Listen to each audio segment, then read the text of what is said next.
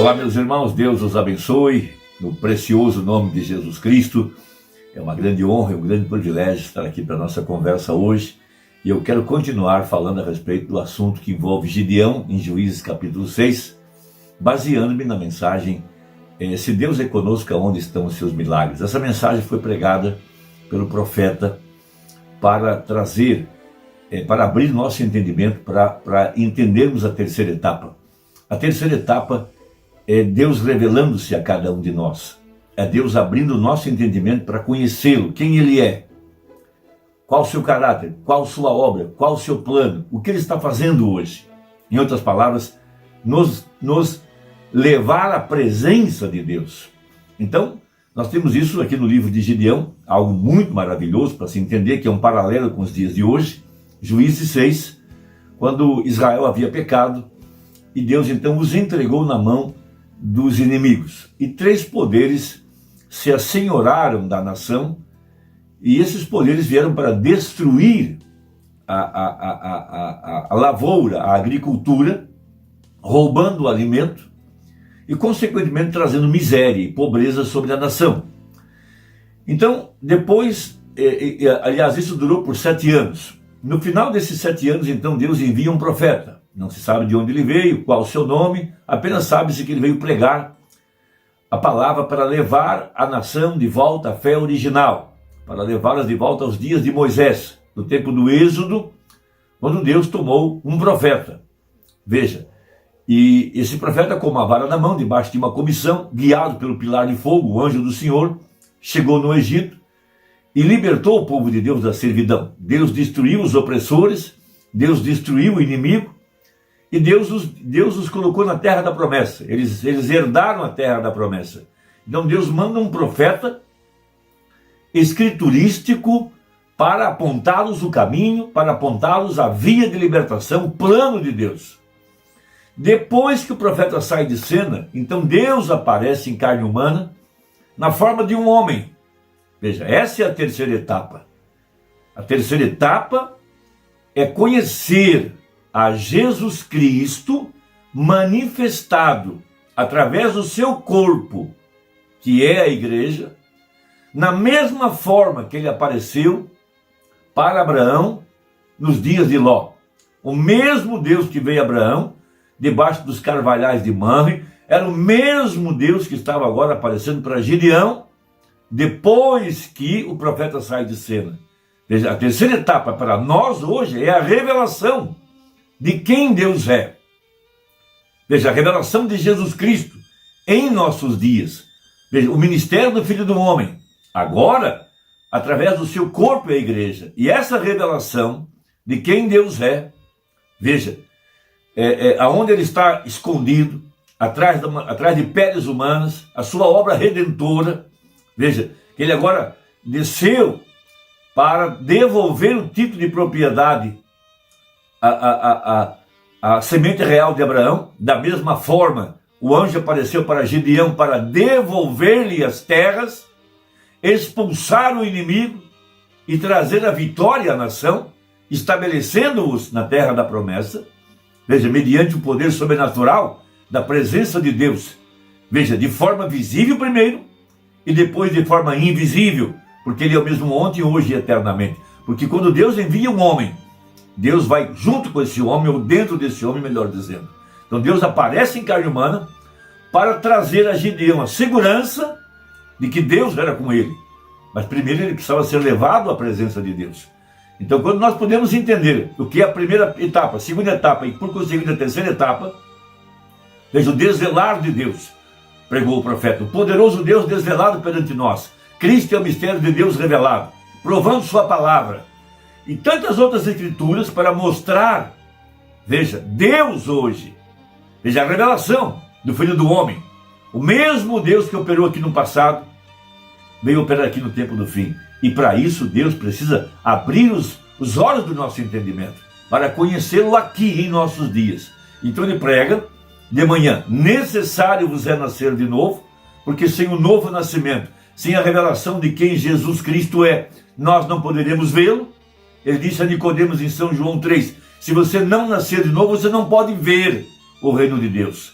Depois ele acrescenta: se você não nascer de novo da água e do Espírito, você não pode entrar no reino de Deus. E Jesus nos autorizou a pregar que o reino de Deus está entre nós e em nós.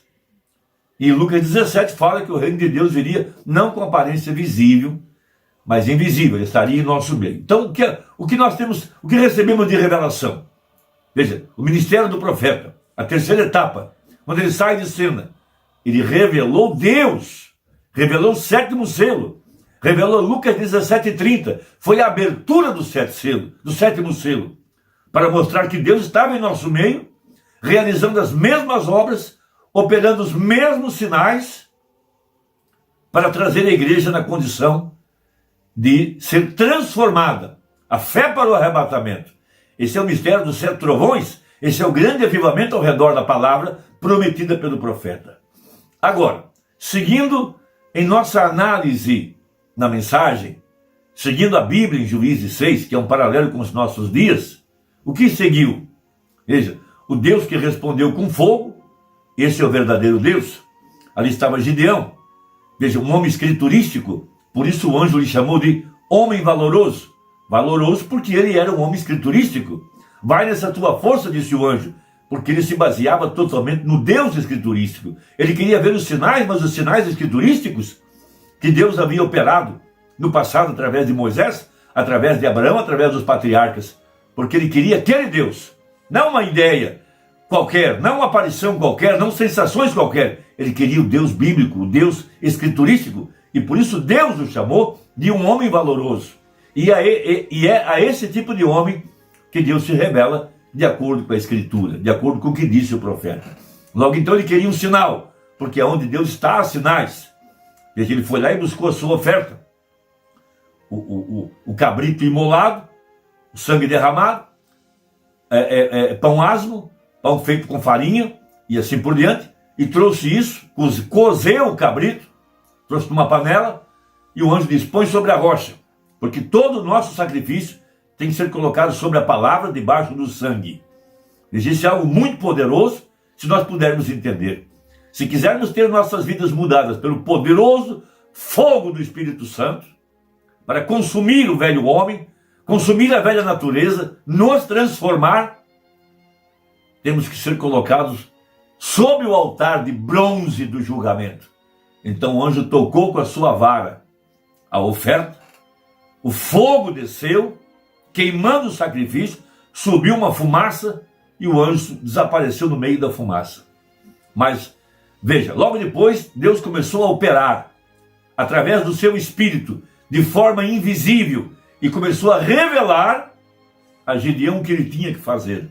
E aqui agora, se Gideão quisesse ver milagres, Gideão precisava obedecer a mensagem do anjo. O que nós precisamos hoje? Veja, não precisamos do retorno do profeta. Precisamos obedecer a mensagem pregada pelo profeta. Então, seguindo nossa leitura, Juízes 6, a partir do verso 22. Então viu Gideão que era o anjo do Senhor. E disse Gideão, ah, Senhor Jeová, que eu vi o anjo do Senhor face a face. Veja, o anjo havia desaparecido, mas o anjo não deixou de se comunicar com ele e tornou o anjo a falar comigo.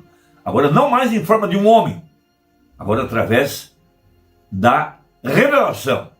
Veja, vamos repetir o verso 21. E o anjo do Senhor estendeu a ponta do cajado que estava na sua mão e tocou a carne e os bolos asmos. Então subiu fogo da penha e consumiu a carne e os bolos asmos, e o anjo do Senhor desapareceu dos seus olhos. Veja, Deus estava em carne humana. Qual que é a próxima passe? Qual que é o próximo passo? A continuidade. O que continua Apocalipse 10:7? Houve um espaço ali e tornou o anjo a falar comigo. Agora, não mais através do profeta, através do Espírito Santo no homem interior. E tornou o anjo a falar comigo. Veja, então viu Gideão que era o anjo do Senhor e disse a Gideão: ah, Senhor Jeová, que eu vi o anjo do Senhor face a face. Porém o Senhor lhe disse, veja, o anjo não estava mais presente. Não estava mais aquele homem com o cajado na mão na frente dele. Ele havia desaparecido no verso 22. No verso 23, Porém o Senhor lhe disse: paz seja contigo, não temas, não morrerás. O anjo já estava falando ele, através do Espírito Santo. Seguindo então Gideão edificou ali um altar ao Senhor e lhe chamou: Senhor é paz. E ainda até o dia de hoje está em Ofrá dos Abiesritas. E aconteceu naquela mesma noite que o Senhor lhe disse, veja, o anjo está falando agora, revelando-lhe, veja, toma o boi de teu pai, a saber, o segundo boi de 7 anos. Que coisa preciosa!